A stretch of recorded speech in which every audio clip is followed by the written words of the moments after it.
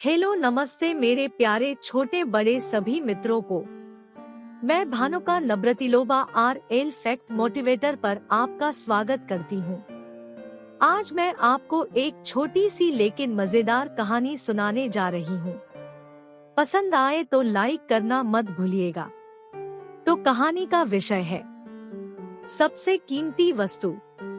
राजा महेंद्रनाथ हर वर्ष अपने राज्य में एक प्रतियोगिता का आयोजन करते थे, जिसमें हजारों की संख्या में प्रतियोगी भाग लिया करते थे और विजेता को पुरस्कार से सम्मानित किया जाता था। एक दिन राजा ने सोचा कि प्रजा की सेवा को बढ़ाने के लिए उन्हें एक राजपुरुष की आवश्यकता है, जो बुद्धिमान हो और समाज के कार्य में अपना योगदान दे सके। उन्होंने राजपुरुष की नियुक्ति के लिए एक प्रतियोगिता आयोजित करने का फैसला किया। दूर दूर से इस बार लाखों की तादाद में प्रतियोगी आए हुए थे। राजा ने इस प्रतियोगिता के लिए एक बड़ा सा उद्यान बनवाया था, जिसमें राज दरबार की सभी कीमती वस्तुएं थी। हर प्रकार की सामग्री उपस्थित थी, लेकिन किसी भी वस्तु के सामने उसका मूल्य निश्चित नहीं किया गया था।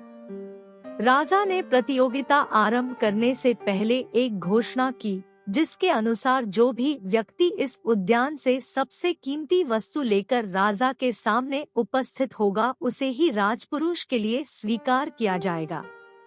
प्रतियोगिता आरंभ हुई। सभी उद्यान में सबसे अमूल्य वस्तु तलाशने में लग गए।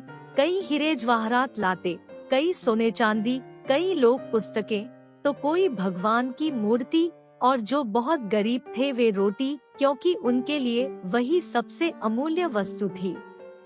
सब अपनी क्षमता के अनुसार मूल्य को सबसे ऊपर आंकते हुए राजा के सामने उसे प्रस्तुत करने में लगे हुए थे।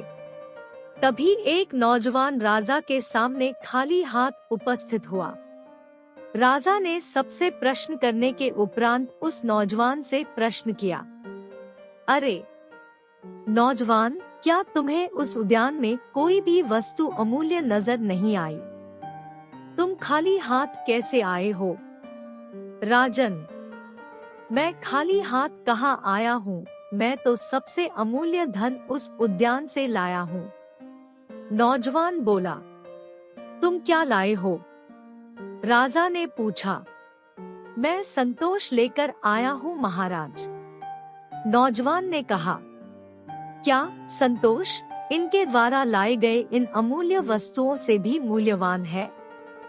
राजा ने पुनः प्रश्न किया। जी हाँ राजन, इस उद्यान में अनेकों अमूल्य वस्तुएं हैं, पर वे सभी इंसान को क्षण भर के लिए सुख की अनुभूति प्रदान कर सकती हैं। इन वस्तुओं को प्राप्त कर लेने के बाद मनुष्य कुछ और ज्यादा पाने की इच्छा मन में उत्पन्न कर लेता है, अर्थात इन सब को हासिल करने के बाद इंसान को खुशी तो होगी, लेकिन वह क्षण भर के लिए ही होगी।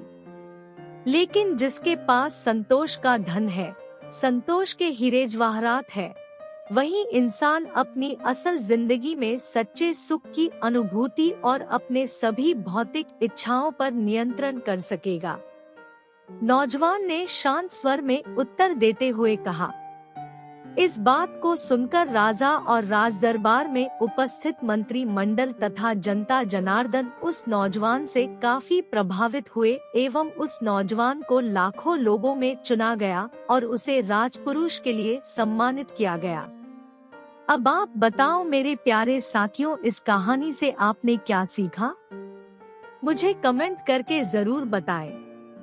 अगली बार इसी तरह के ज्ञानवर्धक कहानी सुनने के लिए हमारे चैनल को सब्सक्राइब करना न भूले दोस्तों। तब तक के लिए धन्यवाद। जय हिंद।